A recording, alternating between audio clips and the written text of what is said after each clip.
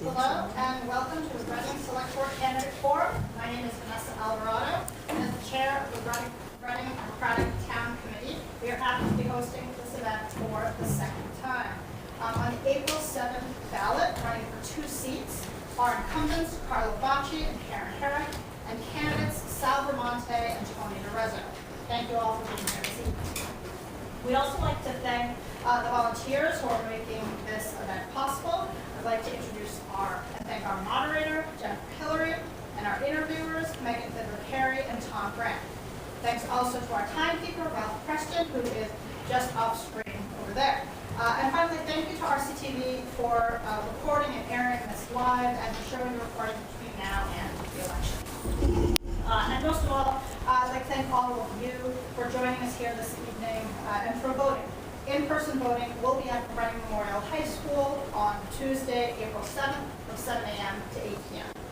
Mail-in ballots will be sent out shortly, and you can request one up until Tuesday, March 31st. Lastly, early voting is available Saturday, March 28th and Thursday, April 2nd. Please check the elections page on the town website for specific hours. Now I will hand it over to Jem, who will tell you a little bit about our volunteers and explain the rules and format.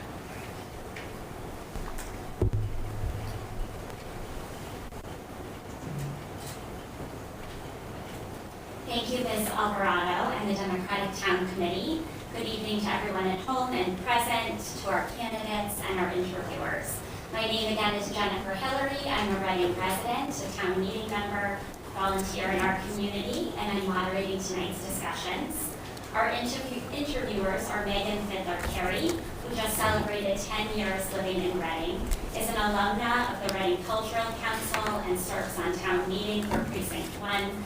Megan and her husband Charlie are about to complete their first year as empty nesters as their daughter graduated at Reading Memorial High School last year. Mr. Grant, Tom Grant, has lived in Reading for 17 years and is a town meeting member in Precinct 4. Tom and his wife Kate have 4 boys, 3 of whom are currently in the Reading Public School System, and 1 graduated from Reading Memorial High School in 2024. Now let me explain the ground rules.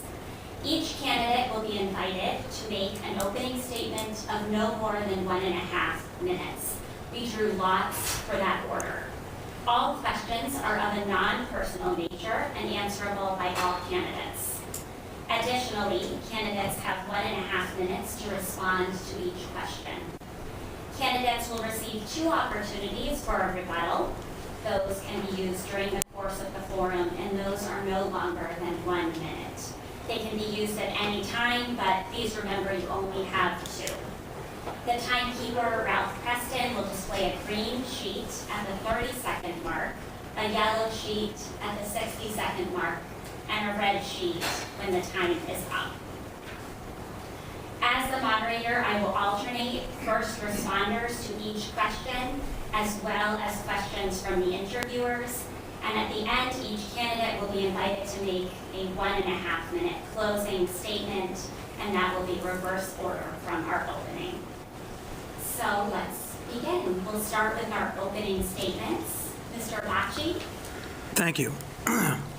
Hello. I am seeking a 3rd term to keep Reading moving in the right direction. Oh, sorry. This one too? No. We'll start again. All right. Hello. I'm seeking a 3rd term to keep Reading moving in the right direction. I have lived here for 17 years with my wife Erin and our 3 daughters Abigail, Sarah, and Sophia, who all attended Reading Public Schools. I've been in town meeting since 2019 and hopefully serve another 3 years. I have been a small business owner for over 35 years. Currently, we own CB Stuffer, located in Swampscott, and I'm a full-time business broker and pickleball coach. I own the chocolate truffle with my wife that we sold to the Birkinshaw family almost 11 years ago. So why do I want to run again? I want to see the 3 big projects that I voted for get off the ground. I want to continue supporting town staff and our volunteers. I want to make sure we hire a qualified person as our new town manager. I want a more collaborative select board that we can agree to disagree and come to a compromise as we did in the trash contract. I want to make Reading more affordable by not proposing new taxes and look for more ways to support our seniors and veterans. I want to help our small business owners thrive and find more ways to support them. We need to activate downtown and get a farmers market going along with other initiatives.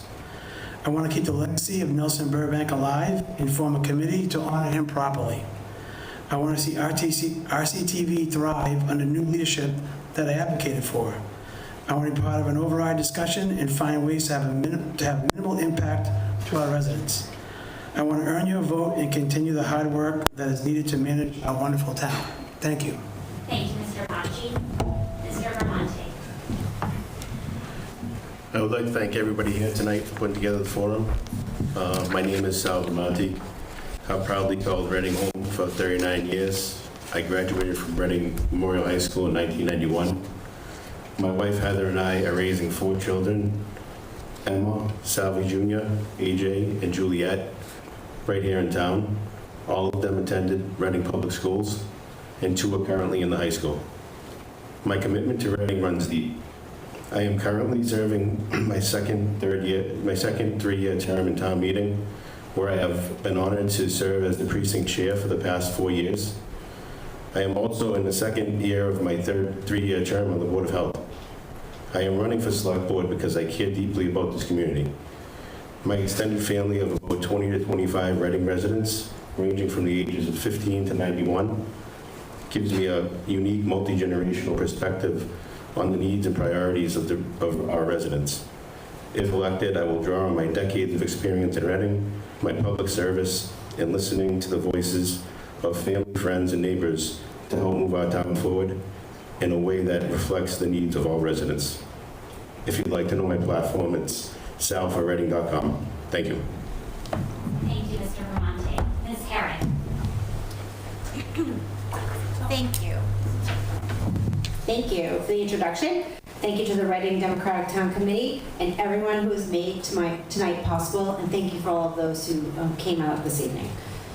I am a 30-year resident of Reading. I am a former K-12 RPS parent. My daughter graduated in 2018. I'm a small local business owner, and I understand what makes our community tick. I ran for this position in 2020 because I wanted to deliver clear and measurable results for Reading. It has been an honor to serve on your select board, and with your votes, there's much we can achieve in the next 3 years. My 4 goals for the next 3 years will center on affordability, responsible government, being an environmental steward, and continuing to work to make Reading inclusive and welcoming and a leader in the Commonwealth. We have come so far in the last 6 years, and I have had the pleasure of working with 4 town managers and hundreds of skilled and dedicated volunteers and town meeting members. I myself, I'm starting my 24th year as a town meeting member, representing Precinct 8.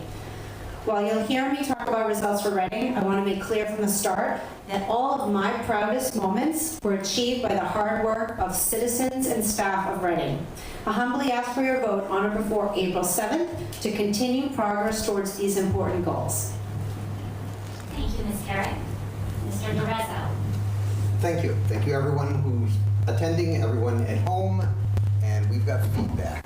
There we go.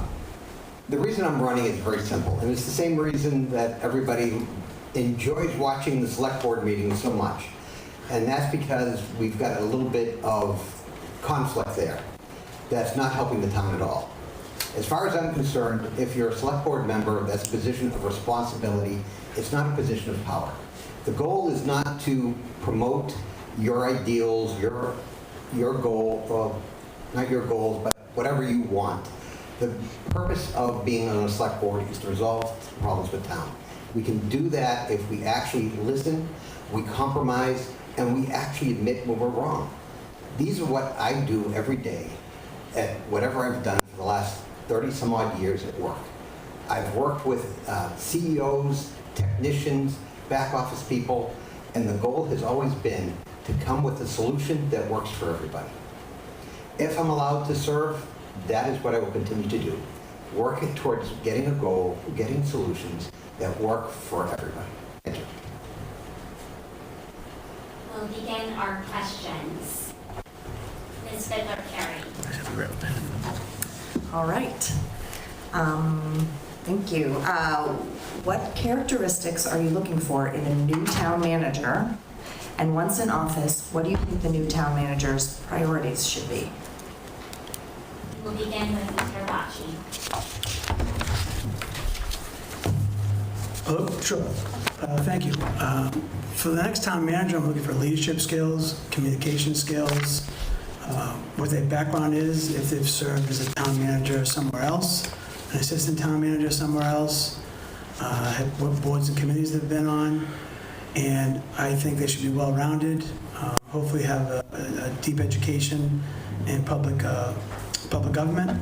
So basically, the next town manager should look to make Reading as affordable as possible, control our operating budget, minimize an override, make the town more welcoming as much as they can, support town staff, support police and fire especially, and just overall keep our costs down as much as they can, because an override is coming, and the next town manager will have a big task to minimize that override and keep our operating budget as small as possible.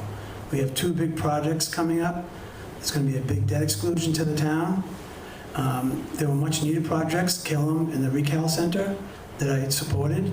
And the next town manager will have to manage those and manage the costs. And so far, they're under budget. Well, we don't have Killam yet. But also we have pickleball courts. Those are going in. And hopefully we'll break ground over the summer and the fall. And I think that's what I look forward to the next town manager. Thanks. Ms. Herring. Thank you.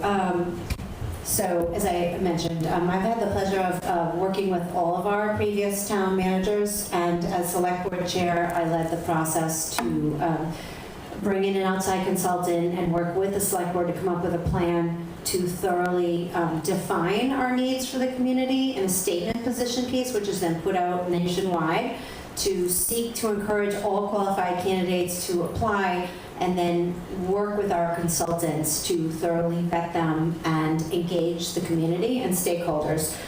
So a great town manager, in my experience, comes in lots of forms, and they have different strengths.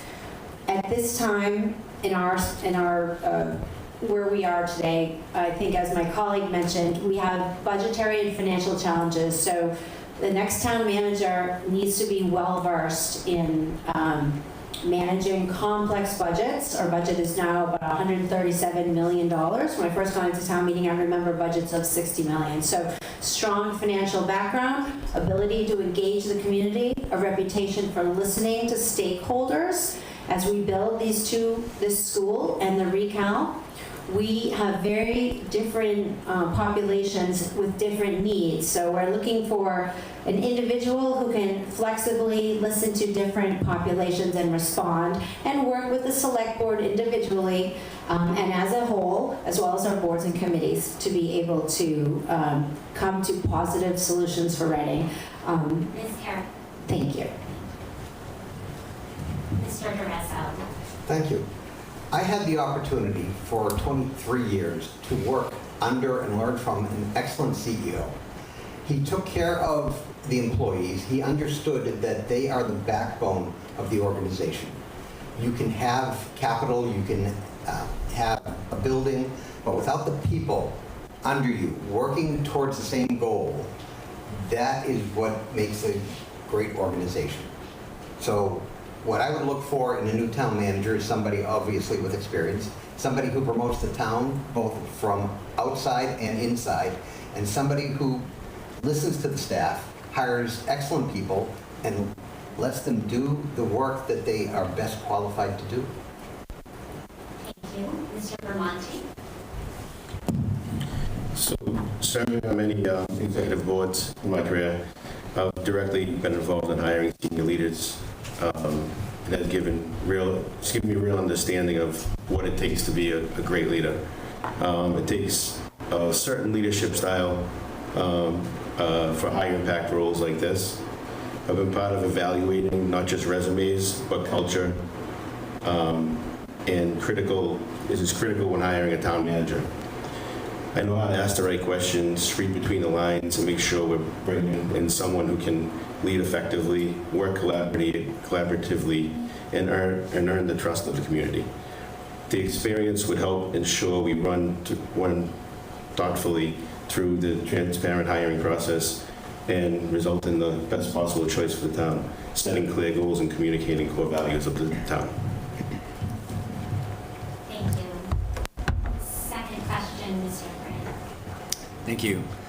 Our town finance committee has made it clear that there's a budget shortfall coming. Some of you have already referenced it. Would like to know, what are some of your preferred ways of addressing the shortfall? For example, do you have a preference between a tax override or staff cuts at the town and schools? Or do you have other ideas? We'll start with Mr. Vermonte. So my ideas for the override is it's pretty much inevitable. I think we all know that. But to curb spending to look at all the spending in town and really buckle down so the override is the least amount we have to approve.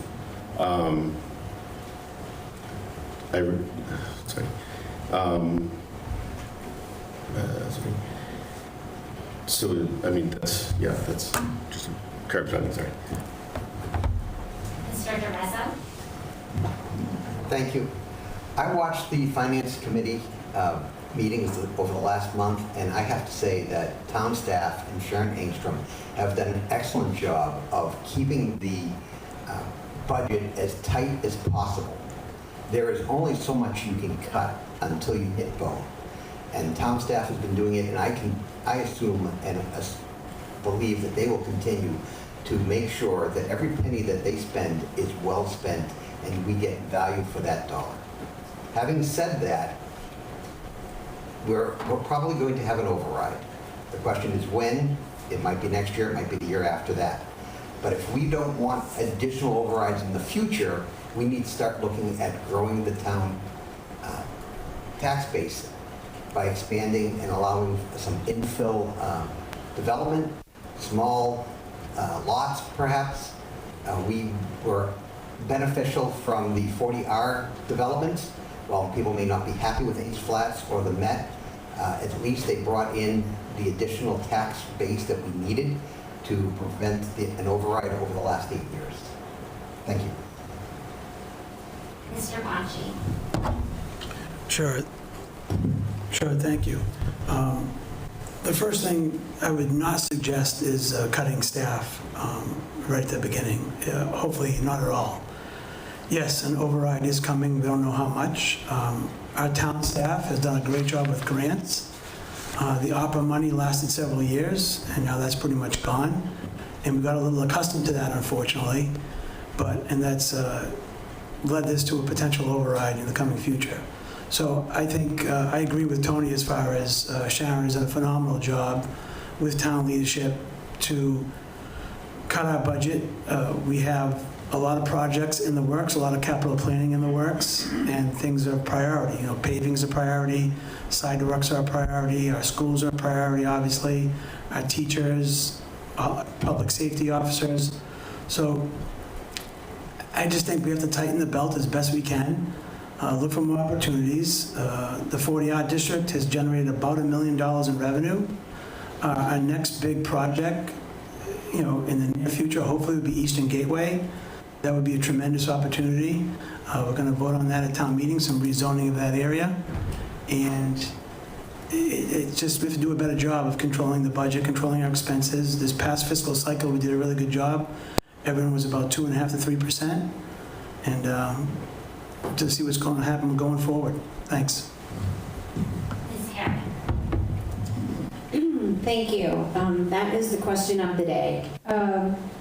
As been happening for a few years now, we depend on the state for about 16% of our budget for unrestricted government aid. And through my work at the MMA, I understand that the state is on track to not have a deficit this year, but we can't expect more than 2.9% in an increase. And as you know, our taxes will go up approximately 2.5% every year. So we found healthcare is phenomenal, is going way beyond that. Some of the ways we might be able to address these concerns are by considering strongly programs like the CPA. We will be discussing this at town meeting. I see the Community Preservation Act as a way to bring additional grant funds to the community and perhaps mitigate the size of an operational override. Another area we can focus is smart borrowing. I've been working with the CFO to talk about solutions, including tranche borrowing for our school and recal projects, so that we are not borrowing more than we need to borrow. That will have a direct impact on our property taxes and help us spend more on the operational budget. And then lean into the staff's tremendous success and experience in acquiring grants. Since I've been on the board, we've really gone from a grant-averse community to one that is wildly successful. So I would not like to do any cuts. People want their services. Our staff is valuable and important. Thank you. Thank you, Ms. Mira. Ms. Fiddler Carey. So again, related to the budget and continuing this discussion, this next question is about the Community Preservation Act. And while the candidates are likely familiar with the CPA, for listeners who may not be, the Community Preservation Act is a tool that helps communities to preserve open spaces and historic sites, create affordable housing, and develop outdoor recreational facilities. It allows municipalities to adopt a local surcharge on property taxes, which is then matched by state funds to support these initiatives. Do you support adopting a Community Preservation Act? Why or why not? Ms. Herron. Thank you. So that's a great question. I've long been a fan of the Community Preservation Act because, as I earlier mentioned, I see it as a way to make our tax dollars go further and potentially mitigate the size of an operational override. And when we don't participate in this program, the funds that we spend at the Registry of Deeds are allocated to other communities. So really it's a method of saving for what we need and getting some of our own revenues back. So I look forward to robust debate at town meeting. The Community Preservation Act has a long history of being a stable program. The amount reimbursed does vary every year, but every community that I've spoken to at Mass Municipal Association meetings has said it has been phenomenal. They have been able to do things that we've solely funded ourselves, like the pickleball, like the project, like Birch Meadow phases, and renovation of historical buildings, including the one we're sitting in. So we have to spend this money anyway. I would urge our residents to strongly encourage this proposal.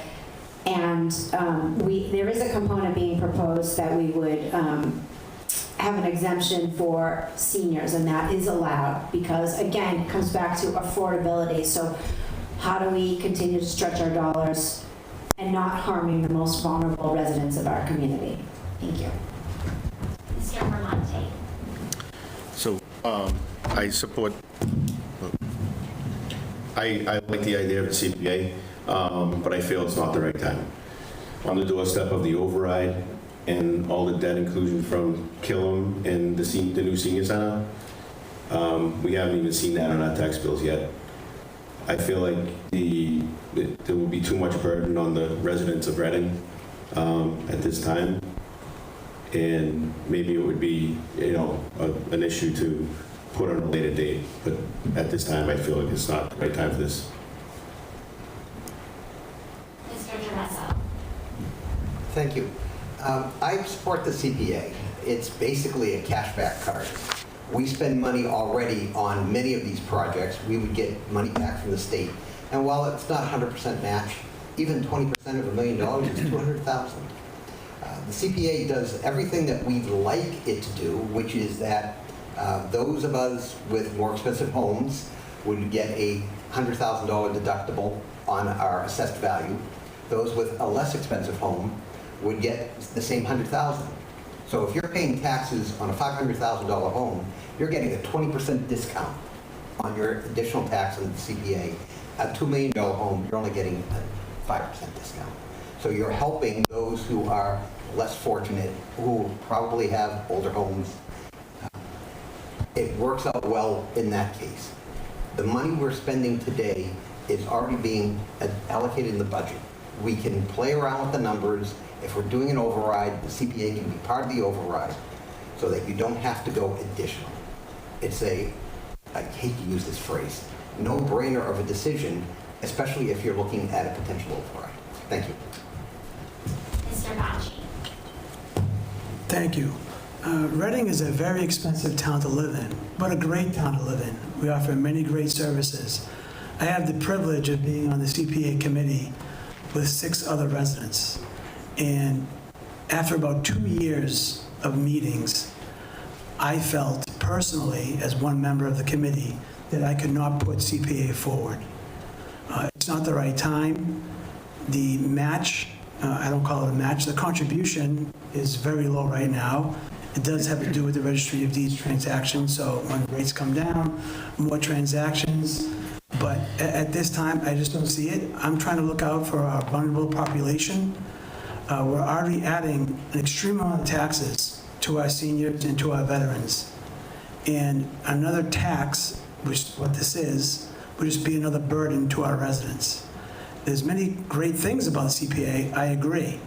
My colleagues worked hard on this. I was at most of the meetings. I was their kind of sounding board as someone they'd have to convince to vote for the CPA. But it was a great group. They did a lot of great work. And at this time, I don't think it's the right time. It's just, we have to wait and see the next couple of years because I'm trying to make this town as affordable as it can be. Thank you. Mr. Grant. We're going to keep talking about money.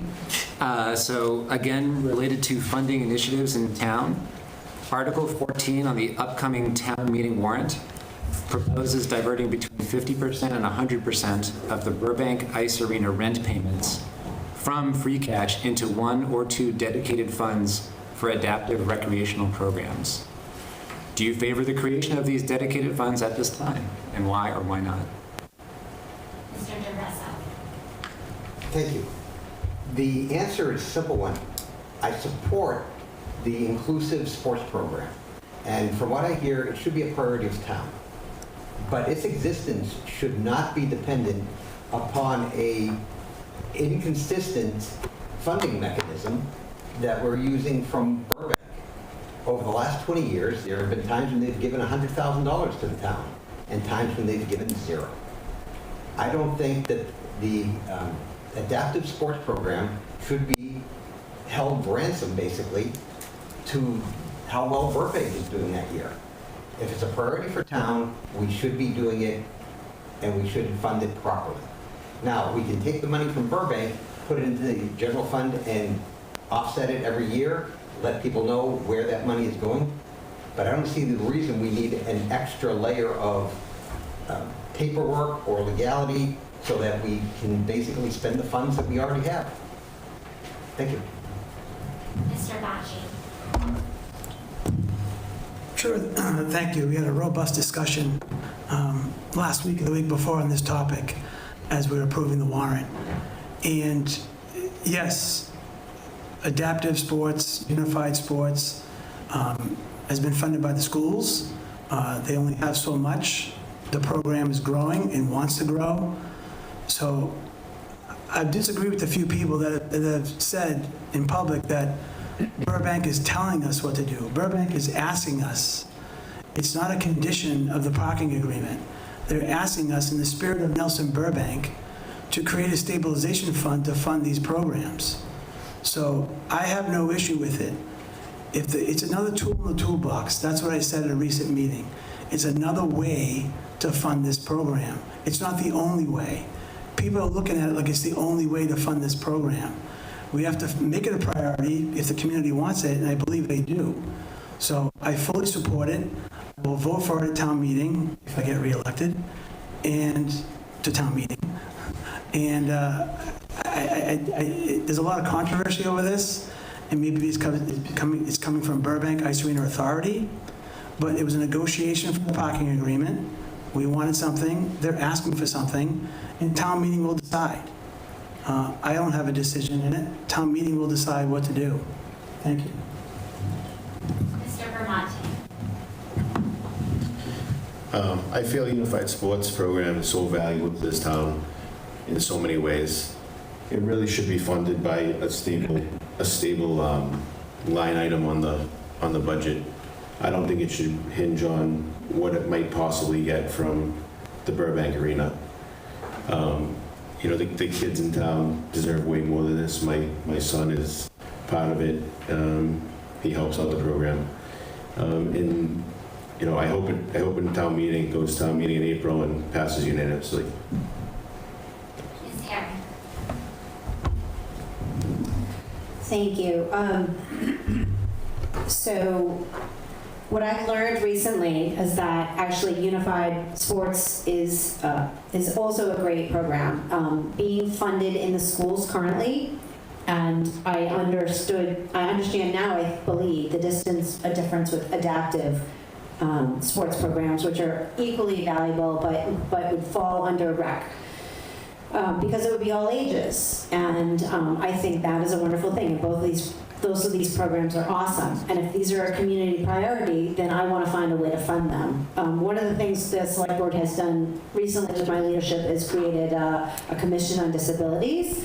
I believe there are opportunities, grant opportunities to fund all kinds of things. And it would be interesting to see if we could find a stable way to fund these programs, because I have to agree with what has been said by a couple other folks up here.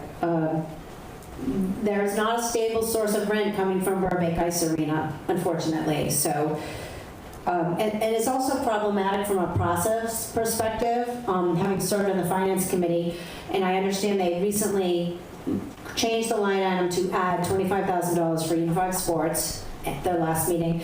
But also if we create these two funds, they will need to be allocated each and every year by town meeting. And I think that adds an element of instability to what is probably a community priority as well. So I'd like to see a more in-depth discussion of the best way to fund these programs. Thank you. Ms. Fiedler-Carey. In recent years, levels of discord on the Select Board have been quite high. How would your working style fit with the board's current culture? Mr. Bocci. Well, since I've been on the board for 6 years, I have a little bit of perspective on this. We've had different members on the board over the past several years, and Karen and myself have been there for the whole 6 years. And yes, there's been some animosity and some discourse on the board, but there's 5 of us. We should not act individually. We're not always going to agree. At a recent meeting, Ms. Herrick decided not to come to the trash contract meeting, which was very important, and the 4 of us were divided. 2 of us wanted one thing, and 2 of us wanted another thing. And we spoke, and we spoke, and we talked, and we threw out ideas. And in all honesty, that night, we went with a different company, a different vendor that was proposed to us. So the 4 of us got it done collaboratively. I went to the retreat, 4 of us went to the retreat. Ms. Herrick decided not to go to the retreat. And we had a great meeting. We covered a lot of things, what we wanted to accomplish in the coming year. And again, that just shows you that who's a team player and who isn't a team player. We have to work together as best we can. I know that can be challenging at times, but on a board, everybody's watching us. And I'm not perfect. I've made some mistakes. I've apologized for every mistake I've made, but some people haven't. Thank you. Mr. Vermonti. So I feel my calm, steady approach and ability to bring people together would be a great strength of the board. When discussions get tough or opinions differ, having someone who stays level-headed helps keep things productive and focused on solutions. I feel I have a natural way of building teams and creating a positive culture, which can help bring board members, staff, and the community onto the same page. By encouraging open conversation and mutual respect, I'd help create an environment where people feel heard and can work together more effectively to make thoughtful decisions for the community. Ms. Herrick. Thank you. This is an important question. As the highest elected board in our community, and having served on it for 6 years, I have been very dismayed by changes and the lack of civility in the last 2 years. I believe that if select board members are educating themselves and focused on the business of the town and not personal insults, then we don't have a problem working together, and we're doing our job and working for the benefit of the residents. I would say that sometimes that is not always the case, and we are a board of 5. So, it's not a great situation. Nevertheless, I am proud of the times that we have been able to work together and move things forward for this community. And I will use the Commission on Disabilities as an example of that. I will also use the ACE committee as an example of that, and the CPA committee. So I remain optimistic and hopeful and committed to being civil even when it's not reciprocated. It is too important to let these meetings evolve into personal attacks. Thank you. Mr. Rebuttal now or after everyone speaks? We'll let Mr. DeRezzo speak and then Mr. DeRezzo. Thank you. If you work in a company, you know that you don't get to choose who you work with. You have a choice. You can either be an obstacle, or you can try and work even with the people who may rub you the wrong way. They may be the most annoying people in the world, but at the end of the day, you have a job to do, and that job is to move the company forward, do what you have to do to be successful. What I've learned is that a lot of people will get an idea in their head and they'll stick to it. The key there is to slowly bring them out, ask questions. Why do you believe this? What do you think is going to happen? And when you show real interest in their concerns, that's when they start to open up and start to be honest about what they're thinking, as opposed to just coming up with ad hominem attacks. It'll never work. We can't do it that way. It's been done this way all the time. We've tried it before. Those aren't solutions. Those are excuses. Thank you. Mr. Bacci, first rebuttal. Thank you. Karen and I have served for 6 years and have attended almost every meeting. I did a meeting from Europe. She did a meeting from Europe because we needed all 5 of us to be there for a particular agenda item. And I commend that. Karen has done a great work with the MMA, going to the annual conference, representing us. But at a recent meeting, there was a non-binding vote on maybe some new taxes, a Municipal Empowerment Act, and some new taxes buried within the act. And she needed permission to vote.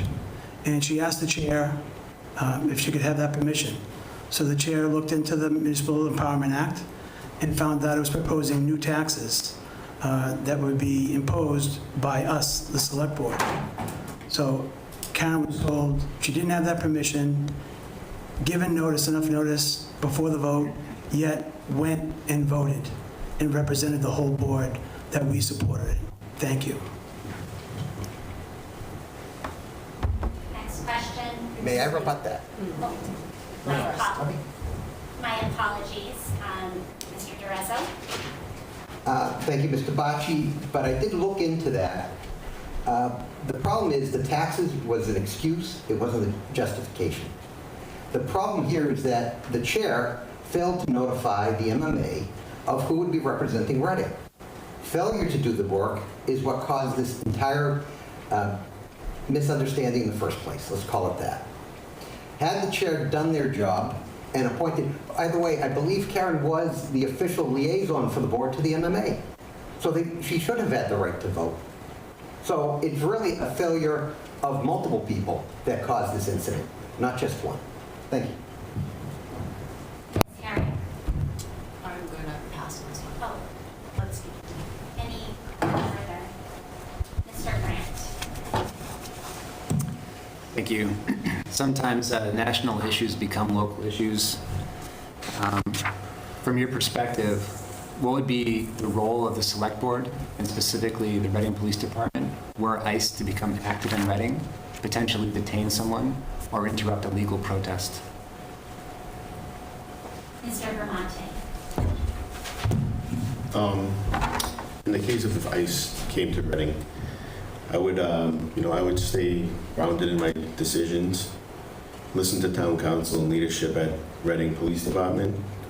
Town would need level-headed leadership at that time, which is a strength of mine.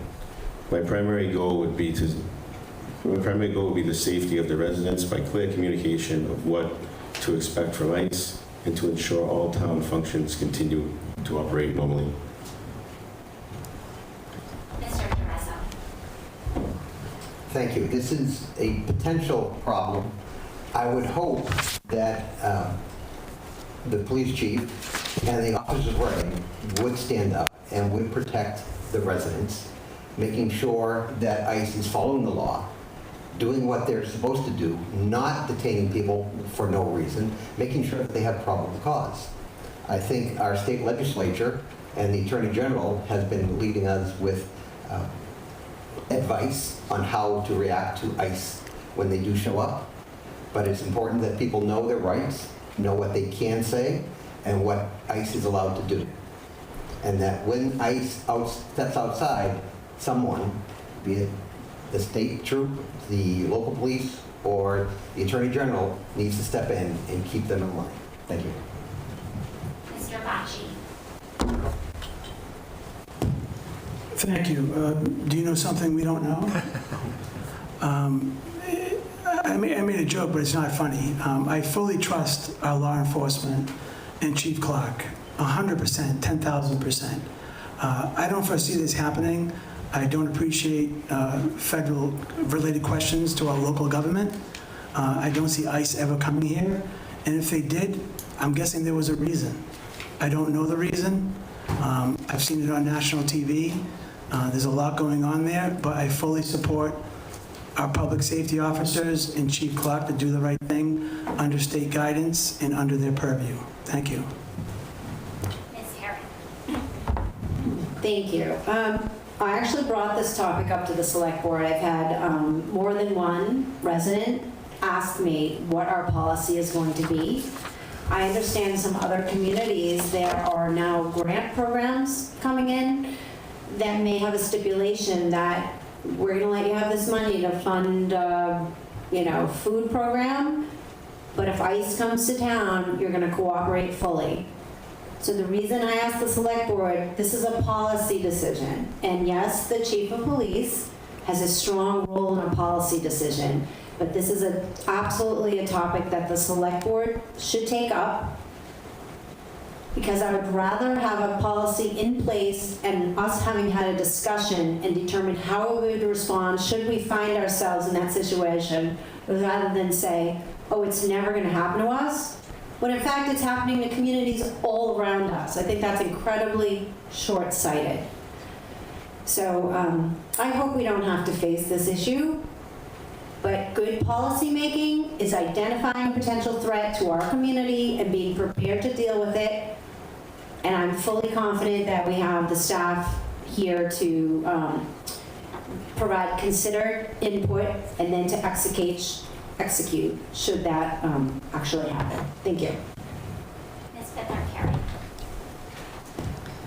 Sorry, is this our last question, or do we have time for two more?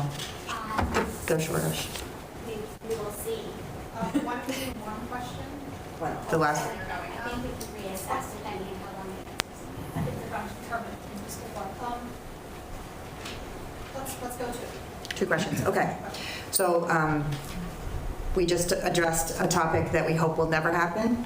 Moving on to a happier topic that we are excited about happening. We are sitting in this really beautiful, cool building that has a new future coming to it. So our question for you is, what are your thoughts on the future of the Pleasant Street Center? Ms. Herron.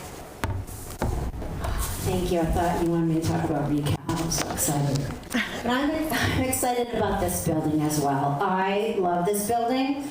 I know we're taking a survey and we're encouraging all residents, please tell us what you think. And we have some limitations here. We need better accessibility, universal design features, a bathroom on this floor. This is a gorgeous building with a beautiful outdoor patio. We have a food pantry looking for more room. It can be a combination project. I would love to see it stay in the community. Contrary to rumors, we could add on to this building. The Historical Commission, will work with us to do what makes sense for the community. So it could be a combination, potentially affordable housing, potentially a small business incubator, arts, recreation, more recreation. We always love recreation. So there's a lot of opportunities, and certainly if you haven't taken that survey, please weigh in. I personally would love to keep it. I think it's critical to the look and feel of our downtown, and they're not building buildings like this anymore. So even with its shortcomings, I love it. Thank you. Mr. Bacci. Thank you. I fully agree with Ms. Herrick. We've had a few discussions on this at some meetings, and I want to keep this building 100%. I'd like to generate some revenue out of it to offset the new building if we can. There's multiple floors here. We have a fully functional basement, this level and the top level. So we can potentially have 2 or 3 tenants in here to generate some income. We could have some nonprofits in here. It can be a cultural center. It can be many things. There's a few other buildings that are very similar to this. I think one in Natick and one in Newburyport, and they've repurposed that building. So I definitely want to keep the building here. I'd love to get some tax revenue on this building, but I think the building would better serve the community. And I like the food pantry idea and a portion of the building and some other features to the building. We may still have to maintain it, but yes, the building does need a lot of work, but I think it's a great asset to the community, and we could use it for town staff, for other programming, so I would like to keep it. Thank you. Mr. DeRosa. Thank you. I believe in one old adage is always invest in land. They're not making it anymore. Keeping the building is a primary goal, but I do recognize that the agreement for ReCal was this building was going to be repurposed. Whether it was sold off, whether we had renters in it, we weren't going to keep it. Now, having said that, if the town meeting and the citizens want to keep it, which I would hope they would, I'm happy to support that. But I also recognize that we did make a commitment to the town for the tax base to make sure that this building returns some of that money that we're spending on ReCal back to the town. So we have to look at all possibilities, but we also have to be realistic when we look at how much we're spending to rehab this building. Thank you. Mr. Berlanti. I agree. I feel like we should keep this building. I think the food pantry is a great idea. Also, maybe turn it into a place where the youth in Reading could hang out in the downtown area instead of McDonald's and CVS and other places. But I also think it has to be feasible. So I think putting together a small study and vet out the options, including the food pantry, maybe the youth could get, some working hours with the food pantry to double purpose. But I definitely agree that the town should renovate and find some use for it to get revenue to support the new setup. Thanks. Final question, Mr. Grant. Thank you. What policies or strategies would you support to help keep Reading more affordable for families, seniors, and other longtime residents? Mr. DeRosa. I left out on this one because having been on CPC for many years, I see what really we need here in town is what I call life cycle housing. We need to have the ability for people to start their families here, grow their families, and retire here. And to do that, we're going to need more housing, probably as sort of an infill housing, where maybe we have smaller lots. Right now, we have 2 residential districts, S15 and S20. we could allow for those to be smaller lot sizes, shorter frontage, so that you could add in additional.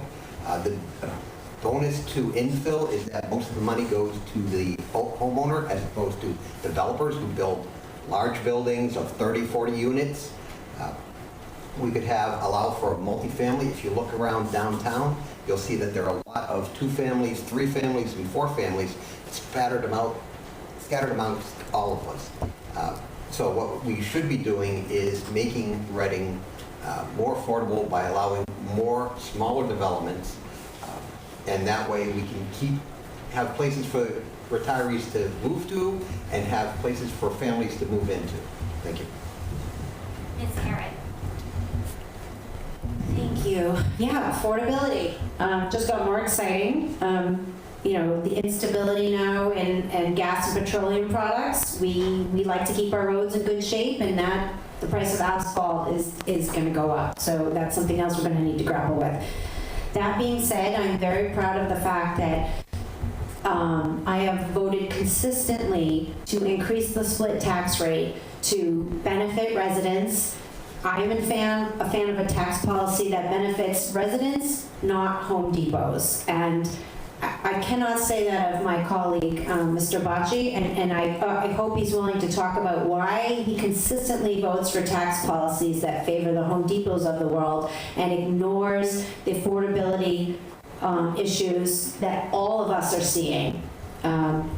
So we will continue to vote for tax policy, to split the tax rate, to make it more equitable for the Reading residents. We're not there yet. We have a long way to go. It's been a gradual process. I'm very conscious of not destroying our local economy because we need that as well in a great community like ours.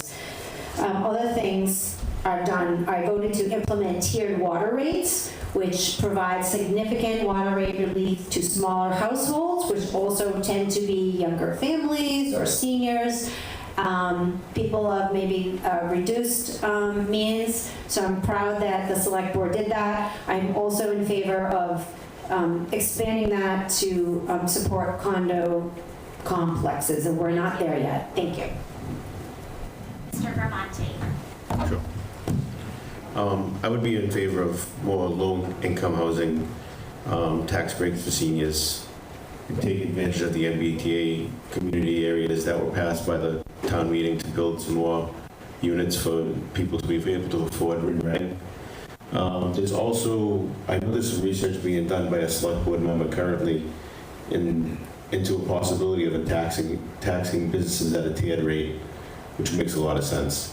So smaller businesses will be taxed less than the big businesses like Home Depot, and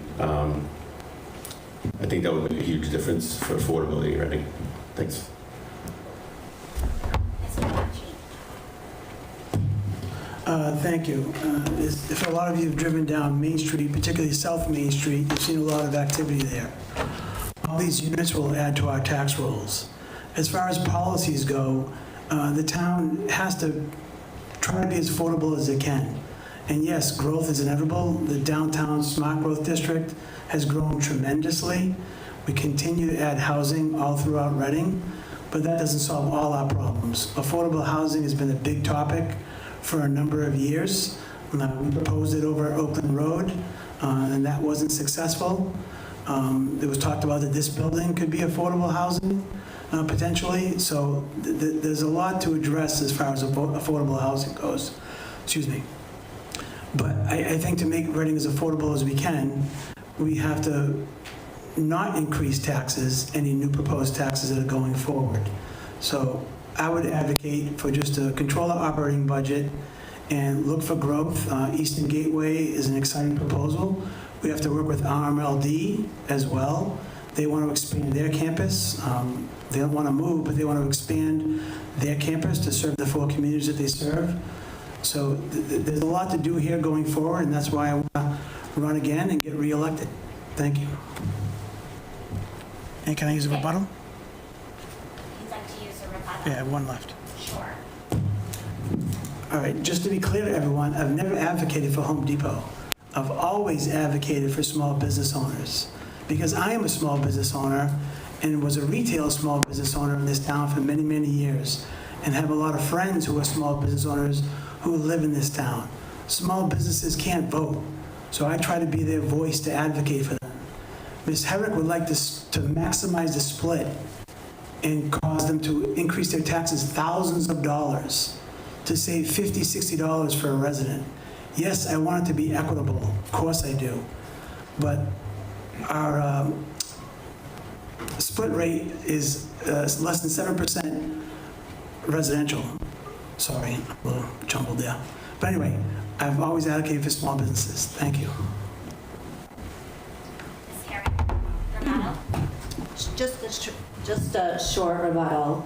Again, Mr. Bocci has never, ever voted to expand the split tax rate to benefit residents. Thank you. Yes, I have. I have split it. Thank you. I'll through with your rebuttals. Well, she's lying, so I want to We'll respond. now move on to closing statements, and we'll begin with Mr. Dorezzo. Thank you. Thank you all who have attended. Thank you for the questions. They were basically what people are worried about today.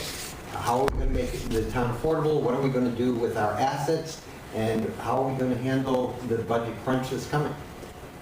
What we need are people in leadership who will actually look at these problems from an, I don't want to say detached so much, but from an analytical point of view and make decisions based on the facts that we have as opposed to their gut feelings.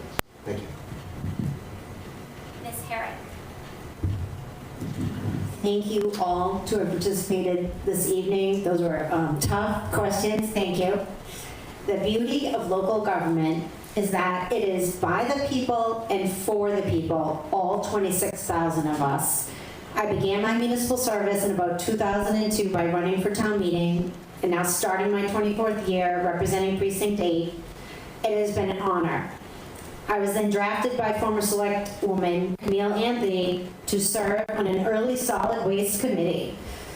I have served on the Reading Historical Commission, 5 years on the Finance Committee, and now 2 terms as a select board member, serving as chair, 2 times as vice chair, and once as secretary.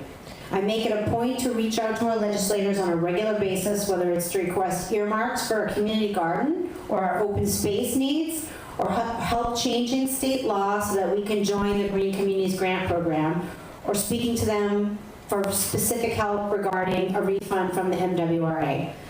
As we look forward to the next 3 years, the opportunities and challenges ahead, some of them will be budget challenges, and those are known, and we also have 2 complex building projects. And some are unknown, including managing the growth and change that comes with living in a highly desirable community. Reading will be well served by a select board consisting of dedicated collaborators who understand how municipal government works and are able to navigate the complexities and work positively towards solutions that benefits our residents and the local economy. Thank you. Thank you, Ms. Herrick. Mr. Bramante? I just want to thank everybody for coming out tonight, and I want to close by talking about my professional experience, but not in terms of titles or how big my role is today. But what matters more is how I got there. I started working when I was 5 or 6 years old with my father's gas station in Medford, helping out after school and on weekends. Later, my father went into commercial fishing out of Boston, continuing a family tradition that goes back generations to Sicily, where my family immigrated from. The reason I start at the beginning is because those experiences shaped who I am and our family businesses. Every penny mattered. If you didn't account for everything, it could mean the difference between staying afloat or going out of business. That mindset, discipline, and accountability and respect for every dollar has stayed with me throughout my life and career. That's also how I believe our town should be run, like a business. With the understanding that if we're not careful, if we're not fiscally responsible with taxpayers' money, we risk going out of business. I would truly appreciate your vote on April 7th. Thank you. Mr. Bacci? Thank you. I want to thank the Democratic Town Committee for hosting and RCTV for televising. Reading is a great community to live and work. We pride ourselves as being a leader to many other communities. Our fire and police are among the best in the state, if not the country. Our schools have been improving year over year. We finally put Killam and our 60-plus community as a priority. We are getting new exciting businesses on Lower Haven Street like Virginia's Cafe, Bean and Barrel, Blasie's, and many others like Champions Indoor Golf and Trader Joe's in the Walkersbrook area. I look forward to selecting a new town manager if elected and fostering a more collaborative approach as a select board member. There are 4 candidates for 2 spots. I want to earn one of those spots. We're all very different, but my leadership and dedication gives me the perspective that will push me even harder to accomplish the goals that I have set for myself. I want to represent the whole community, not segments of the community. In-person early voting begins on March 28th at Town Hall through Thursday during normal business hours. The election is April 7th at the Fieldhouse. Please visit voterspotlight.com. That's voterspotlight.com for more information. And to go to my website, it's Carlo4selectboard.com for more information. Thank you, and get out there and vote. Could I ask one quick question? Carlo, do you know something we don't know about Trader Joe's in Walkersbrook? So we are not going into any more questions at this point. So, works. Thank you, Mr. Durezzo. We've reached the end of our forum. Thank you to everyone for attending. I will pass the mic to Ms. Alvarado. Thank you. I'd like to sincerely thank all candidates who have generously offered their time, expertise, and thoughtful efforts to serve as volunteers in our town government. This town could not function without all of you. Thanks also to volunteers who made this evening possible, and to RCTV for airing us tonight. Please also, for those of you at home, as some of the candidates have said, be sure to mark your calendar right now for Tuesday, April 7th. Tell your friends, tell your neighbors. This is an important election year. Thanks everyone for tuning in. Have a great night.